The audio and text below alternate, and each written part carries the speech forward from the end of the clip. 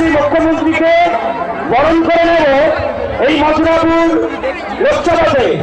বরণ করে নেবেন মথুরাপুর লোকসভার মথুরাপুর সাংগঠনিক জেলার সাংগঠনিক সভাপতি নরেন্দ্র সুন্দর নস্কর মহাশয়। বরণ করে নিচ্ছেন আমাদের যশস্বী মুখ্যমন্ত্রী হেমন্ত বিশ্ব শর্মাজিকে। भारत माता की भारत माता की भारत माता की।